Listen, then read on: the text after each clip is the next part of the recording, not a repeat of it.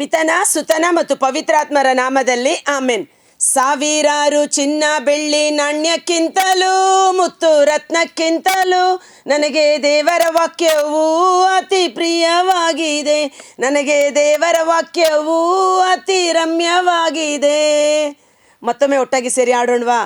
ಸಾವಿರಾರು ಚಿನ್ನ ಬೆಳ್ಳಿ ನಾಣ್ಯಕ್ಕಿಂತಲೂ ಮುತ್ತು ರತ್ನಕ್ಕಿಂತಲೂ ನನಗೆ ದೇವರ ವಾಕ್ಯವು ಅತಿ ಪ್ರಿಯವಾಗಿದೆ. ನನಗೆ ದೇವರ ವಾಕ್ಯವು ಅತಿ ರಮ್ಯವಾಗಿದೆ. ಪ್ರಭು ಕ್ರಿಸ್ತರಲ್ಲಿ ಆತ್ಮೀಯ ಸಹೋದರ ಸಹೋದರಿಯರೇ, ಈ ದಿನದ ಮುಂಜಾನೆಯ ಜೀವಸ್ವರ ಕೀರ್ತನೆಗಳು 19 ವಚನ 7ರಿಂದ ಪ್ರಭುವಿನ ಆಜ್ಞೆ ಪರಿಪೂರ್ಣ, ದೇವರ ವಾಕ್ಯ ಪರಿಪೂರ್ಣವಾದದ್ದು. ಮತ್ತಾಯನು ಬರೆದ ಶುಭ ಸಂದೇಶದಲ್ಲಿ ನಾವು ನೋಡ್ತೇವೆ, ನಿಮ್ಮ ತಂದೆಯಾದ ದೇವರು ಪರಿಪೂರ್ಣರಾಗಿರುವಂತೆ ನೀವು ಎಲ್ಲ ವಿಷಯಗಳಲ್ಲಿ ಪರಿಪೂರ್ಣರಾಗಿರಿ.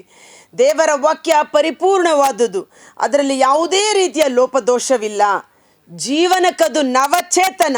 ಆಮೆನ್.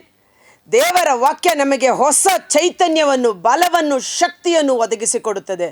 ಅನುದಿನದ ಮನ್ನಾ, ಹೇಗೆ ನಾವು ಪ್ರತಿದಿನ ಆಹಾರವನ್ನು ಸೇವಿಸುವುದರ ಮೂಲಕ ಶರೀರಕ್ಕೆ ಹೊಸ ಶಕ್ತಿ ಬಲ ಬರುತ್ತದೋ, ದೇವರ ವಾಕ್ಯ ಜೀವನಕ್ಕೆ ನವ ಚೈತನ್ಯವನ್ನು ತಂದುಕೊಡುತ್ತದೆ. ಮನುಷ್ಯನು ಬದುಕುವುದು ಬರೀ ಆಹಾರದಿಂದ ಮಾತ್ರವಲ್ಲ, ದೇವರ ವಾಕ್ಯದ ನುಡಿಯಿಂದ, ಪ್ರಭುವಿನ ಬಾಯಿಂದ ಹೊರಟು ಬಂದ ವಾಕ್ಯದ ಶಕ್ತಿಯಿಂದ. Praise the Lord. ಅದಕ್ಕಾಗಿ ನಾನು ಸಾಧಾರಣ ಧ್ಯಾನಕೂಟಗಳಲ್ಲಿ ಹೇಳೋದು, boost is the secret of my energy ಎಂದು ಯಾರು ಹೇಳ್ತಾರೆ? ಗೊತ್ತು ನಿಮಗೆ. ನನಗೆ ಗೊತ್ತಿರೋದು ಸಚಿನ್ ತೆಂಡೂಲ್ಕರ್. ಆಮೇಲೆ ಈಗ ಯಾರು ಕ್ರಿಕೆಟಲ್ಲಿ ಫೇಮಸ್ ಆಗಿ ಅದಕ್ಕೆ ಆ್ಯಡ್ ಬರ್ತಾ ಇದ್ದಾರೆ ಗೊತ್ತಿಲ್ಲ. ಆದರೆ ನಾವು ಹೇಳಬೇಕಾದ ಮಾತು, the word of god is the secret of my energy. ನನ್ನ ಶಕ್ತಿ, ನನ್ನ ಬಲ, ನನ್ನ ಚೈತನ್ಯಕ್ಕೆ ಆಧಾರ ದೇವರ ವಾಕ್ಯವೇ ಆಗಿದೆ ಎಂಬುದಾಗಿ. ಆದ ಕಾರಣ ನಿಮ್ಮ ಮಕ್ಕಳಿಗೆ ಪ್ರತಿದಿನ ಬೂಸ್ಟ್ ಕೊಡ್ತೀರೋ ಕೊಡಲ್ವೋ, ದೇವರ ವಾಕ್ಯವನ್ನು ಓದಲು ಅವರಿಗೆ ಅವಕಾಶ ಮಾಡಿಕೊಡಿ. ದೇವರ ವಾಕ್ಯ ನಂಬಲು ಅರ್ಹ. ಇದು ನಂಬಿಕೆಗೆ ಅರ್ಹವಾದುದು, ಯೋಗ್ಯವಾದುದು. ಇದನ್ನು ನಂಬುವವರನ್ನು ಎಂದಿಗೂ ದೇವರ ವಾಕ್ಯ ಕೈ ಬಿಡುವುದಿಲ್ಲ. ಪ್ರಭುವಿನ ಶಾಸನ ಮುಗ್ಧರಿಗದು ಸುಜ್ಞಾನ. ಮೂರ್ಖರಿಗೆ ದೇವರ ವಾಕ್ಯ ಮೂರ್ಖರನ್ನು ಜ್ಞಾನಿಗಳನ್ನಾಗಿ ಮಾರ್ಪಡಿಸುತ್ತದೆ. ಇದು ಸುಜ್ಞಾನ. ಈ ದೇವರ ವಾಕ್ಯವನ್ನು ಓದುತ್ತಾ ಇರುವಾಗ ಈ ದೇವರ ವಾಕ್ಯ ಅವರನ್ನು ರೂಪಾಂತರಗೊಳಿಸುತ್ತದೆ. ಮೂರ್ಖರು ಜ್ಞಾನಿಗಳನ್ನಾಗಿ ಮಾರ್ಪಡಿಸುವಂಥದ್ದು ದೇವರ ವಾಕ್ಯದ ಶಕ್ತಿಯಾಗಿದೆ. ಪ್ರಭುವಿನ ನಿಯಮ ನೀತಿಬದ್ಧ. ಇದು ನೀತಿಗೆ ಅನುಸಾರವಾದುದು. ಮನಸ್ಸಿಗದು ಹೊಸಗೆ, ಮನಸ್ಸಿಗೆ ಆನಂದ. ಯೆರೆಮೀಯ 15 ವಚನ 16ರಲ್ಲಿ ಪ್ರವಾದಿ ಹೇಳುತ್ತಾನೆ, ನನಗೆ ದೇವರ ವಾಕ್ಯಗಳು ದೊರೆತವು, ನಾನು ಅವುಗಳನ್ನು ಹಾಗೆಯೇ ನುಂಗಿಬಿಟ್ಟೆನು. ಅದು ನನ್ನ ಮನಸ್ಸಿಗೆ ಆನಂದವನ್ನು, ನನ್ನ ಹೃದಯಕ್ಕೆ ಸಂತೋಷವನ್ನು ತಂದುಕೊಟ್ಟವು. ಯಾವಾಗೆಲ್ಲ ನಮಗೆ ಬೇಸರ ಇರುತ್ತೆ, ನೋವಿರುತ್ತೆ, ದುಃಖ ಇರುತ್ತೆ, ಆ ಸಮಯದಲ್ಲಿ ನೀವು ಪ್ರಾರ್ಥಿಸಿ ದೇವರ ವಾಕ್ಯವನ್ನು ತೆಗೆದಾಗ ಅಲ್ಲಿ ನಮ್ಮನ್ನು ಸಂತೈಸುವ, ಬಲಪಡಿಸುವ ದೇವರ ವಾಕ್ಯ ಬರುತ್ತದೆ. ನಾನು ಎಷ್ಟೋ ಸಲ ಅದನ್ನು ನೋಡಿದ್ದೇನೆ.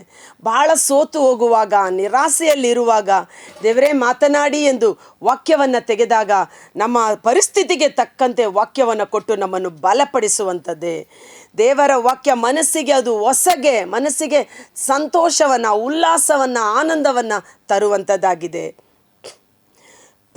ಪ್ರಭುವಿನ ಕಟ್ಟಳೆ ಪರಿಶುದ್ಧ, ಕಣ್ಣಿಗದು ದೀವಿಗೆ. ದೇವರ ವಾಕ್ಯ ನಮ್ಮ ಬಾಳಿಗೆ ಬೆಳಕು, ದಾರಿಗೆ ದೀಪ, ಕಣ್ಣಿಗೆ ಅದು ದೀಪ. ನಿನ್ನ ಕಣ್ಣು ಕತ್ತಲೆಯಾಗಿದ್ದರೆ ನಿನ್ನ ಇಡೀ ಶರೀರ ಕತ್ತಲೆಯಾಗಿರುತ್ತದೆ. ದೇಹವನ್ನು ಮುನ್ನಡೆಸುವ ದೀಪ ಕಣ್ಣಾಗಿದೆ. ಕಣ್ಣೇ ದೇಹಕ್ಕೆ ಬೆಳಕು. ಆದ ಕಾರಣ ನಿನ್ನ ಕಣ್ಣು ಪರಿಶುದ್ಧವಾಗಿರಲಿ. ನಿನ್ನ ಕಣ್ಣು ಪರಿಶುದ್ಧವಾಗಿದ್ದರೆ ನಿನ್ನ ಇಡೀ ದೇಹ ಪರಿಶುದ್ಧತೆಯಲ್ಲಿ ನಡೆಯುತ್ತದೆ. ಇವತ್ತು ಕಣ್ಗಳಿಗೆ ಅದು ಏನದು ದೀವಿಗೆ, ದೀಪ ನಮ್ಮ ಕಣ್ಗಳಿಗೆ ಮಾರ್ಗದರ್ಶನವನ್ನು ತೋರುತ್ತದೆ. ಯಾವಾತನು ದೇವರ ವಾಕ್ಯವನ್ನು ಓದಿ ಅದನ್ನು ಧ್ಯಾನಿಸಿ ಅದರಲ್ಲೇ ಲಕ್ಷ್ಯವಿಟ್ಟು ಮಗ್ನನಾಗಿರುತ್ತಾನೋ ಆ ವಾಕ್ಯ ಅವನೊಳಗೆ ಕಾರ್ಯ ಮಾಡುತ್ತದೆ. ಜೀವದ ಜ್ಯೋತಿಯಾಗಿ ಯೋಹಾನ 8:12ರಲ್ಲಿ ಪ್ರಭು ಯೇಸು ಹೇಳಿದರು, ನಾನೇ ಈ ಲೋಕಕ್ಕೆ ಬೆಳಕಾಗಿದ್ದೇನೆ, ನಾನೇ ಜಗಜ್ಯೋತಿಯಾಗಿದ್ದೇನೆ. ನನ್ನಲ್ಲಿ ವಿಶ್ವಾಸವಿಡುವವನು ಕತ್ತಲಲ್ಲಿ ಎಡವಿ ಬೀಳುವುದಿಲ್ಲ. ಕಾರಣ ಅವನೊಳಗೆ ಜೀವದ ಬೆಳಕು ಇರುತ್ತದೆ. ಆಮೇನ್. ನನ್ನ ಯೇಸು ನನ್ನ ರಕ್ಷಕ. ನಮ್ಮೊಳಗೆ ದೇವರ ವಾಕ್ಯವಿದ್ದರೆ ಜೀವದ ಬೆಳಕು ಇರುತ್ತದೆ. ಪ್ರಭುವಿನ ಭೀತಿ ಪವಿತ್ರ, 9ನೇ ವಚನ, ಅದೆಂದಿಗೂ ಶಾಶ್ವತ. ಪ್ರಭುವಿನ ಭೀತಿ ಅಂದರೆ ದೈವ ಭಯ, ದೇವರ ಭಯಭಕ್ತಿ ನಮಗೆ ಬಹಳ ಶ್ರೇಷ್ಠವಾದ ಒಂದು ಪವಿತ್ರಾತ್ಮರ ಗುಣಲಕ್ಷಣವಾಗಿದೆ. ದೈವ ಭಯ ಪಾಪವನ್ನು ದ್ವೇಷಿಸುತ್ತದೆ. ದೈವ ಭಯ ಸಿರಿ ಸಂಪತ್ತು ಸುಜ್ಞಾನದಲ್ಲಿ ನಮ್ಮನ್ನು ಮುನ್ನಡೆಸುತ್ತದೆ. ದೈವ ಭಯ ದೇವರ ಮೆಚ್ಚುಗೆಗೆ ನಮ್ಮನ್ನು ಪಾತ್ರರನ್ನಾಗಿ ಮಾರ್ಪಡಿಸುತ್ತದೆ. ಜೋಸೆಫನಲ್ಲಿ ದೈವ ಭಯ ಇದ್ದ ಕಾರಣ ಅವನು ಪೋಟೀಫರನ ಹೆಂಡತಿ ತನ್ನನ್ನು ವ್ಯಭಿಚಾರಕ್ಕೆ ಕರೆದಾಗಲೂ ಆತ ಹೇಳುತ್ತಾನೆ, ಈ ಮನೆಯ ಯಜಮಾನ ನಿನ್ನ ಗಂಡ ನನ್ನನ್ನು ನಂಬಿ ಎಲ್ಲವನ್ನ ನನ್ನ ಜವಾಬ್ದಾರಿಗೆ ಒಪ್ಪಿಸಿಕೊಟ್ಟಿದ್ದಾರೆ. ಹೀಗಿರುವಾಗ ನಾನು ಅವನಿಗೆ ಮೋಸ ಮಾಡಲು ಹೇಗೆ ಸಾಧ್ಯ ಎಂದು. ದೇವರಿಗೆ ಭಯಪಡುವವನು ಕಣ್ಣಿಗೆ ಕಾಣುವ ಅಧಿಕಾರಿಗಳಿಗೆ ಮನುಷ್ಯರಿಗೂ ಭಯಪಡುತ್ತಾನೆ. ಜೋಸೆಫನಲ್ಲಿ ದೈವ ಭಯವಿದ್ದ ಕಾರಣ ಅವನು ಪಾಪವನ್ನು ಜಯಿಸಿದನು, ದೇವರ ಆಶೀರ್ವಾದಕ್ಕೆ ಬಾಧ್ಯಸ್ಥನಾದನು. ದೈವ ಭಯ ಪವಿತ್ರಾತ್ಮರ ಒಂದು ಗುಣಲಕ್ಷಣ, ಅದು ಪವಿತ್ರಾತ್ಮರ ಒಂದು ಕೃಪಾವರ. ಆ ದೈವ ಭಯ ನಮ್ಮಲ್ಲಿ, ನಮ್ಮ ಕುಟುಂಬದಲ್ಲಿ, ನಮ್ಮ ಮಕ್ಕಳಲ್ಲಿ ಅಭಿಷೇಕವಾಗಿ ಸುರಿಸಲ್ಪಡಲಿ. ಪ್ರಭುವಿನ ತೀರ್ಪು ಯಥಾರ್ಥ, ಪರಿಪೂರ್ಣ ನ್ಯಾಯಯುತ. ಪ್ರಭು ಕೊಡುವ ಮಾತು, ಪ್ರಭುವಿನ ತೀರ್ಪು, ಅದರಲ್ಲಿ ಮೋಸವಿಲ್ಲ, ವಂಚನೆ ಇಲ್ಲ, ಮುಖದಾಕ್ಷಿಣ್ಯವಿಲ್ಲ. ಯಥಾರ್ಥವಾದುದು, ನ್ಯಾಯ ನೀತಿಗನುಸಾರವಾಗಿ ನೀಡುವಂಥದ್ದು ದೇವರ ವಾಕ್ಯವಾಗಿದೆ. ಅಪೇಕ್ಷಣೀಯವಾದುವು ಚಿನ್ನ ಅಪರಂಜಿಗಿಂತ, ಅತಿ ಮಧುರವಾದುದು ಅಪ್ಪಟ ಜೇನುತುಪ್ಪಕ್ಕಿಂತ. ಅದ್ಭುತಕರವಾದ ವಚನಗಳಲ್ವಾ? ದೇವರ ವಾಕ್ಯ ಸಾವಿರಾರು ಚಿನ್ನ ಬೆಳ್ಳಿ ನಾಣ್ಯ ವಜ್ರ ವೈಡೂರ್ಯಕ್ಕಿಂತಲೂ ಅಮೂಲ್ಯವಾದುದು. ಯಾಕೆ ಹೇಳಿ? ನಮಗೆ ರೋಗ ಬಂದಾಗ ಚಿನ್ನ ಬೆಳ್ಳಿ ಬಂಗಾರ ನಮ್ಮನ್ನು ಗುಣಪಡಿಸಲು ಸಾಧ್ಯನಾ? ಅಲ್ವಾ? ನಮಗೆ ಮರಣಾವಸ್ಥೆಯಲ್ಲಿರುವಾಗ ಆ ಚಿನ್ನ ಬೆಳ್ಳಿ ಬಂಗಾರ ನಮಗೆ ಬಿಡುಗಡೆ ಮಾಡಲು ಸಾಧ್ಯನಾ? ಅದನ್ನು ಮಾರಿ ನೀವು ಹಣಕಾಸು ಮಾಡ್ಕೋಬೋದು, ಕಷ್ಟಕ್ಕೆ ಸ್ವಲ್ಪ ಸಹಾಯ ಆಗ್ಬೋದು.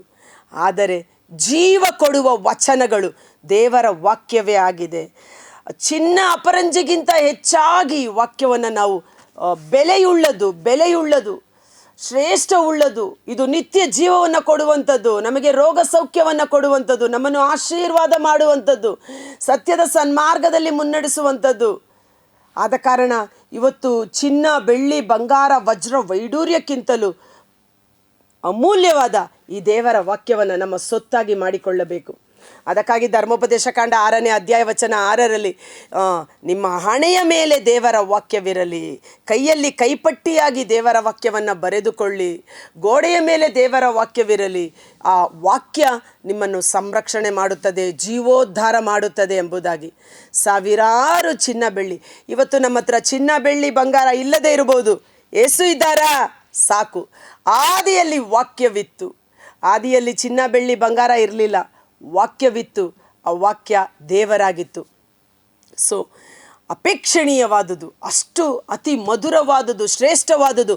ಈ ವಾಕ್ಯವನ್ನು ಕಂಡುಕೊಳ್ಳುವವನು ಧನ್ಯನು. ಓಕೆ, ಅತಿ ಮಧುರವಾದವು ಅಪ್ಪಟ ಜೇನುತುಪ್ಪಕ್ಕಿಂತ.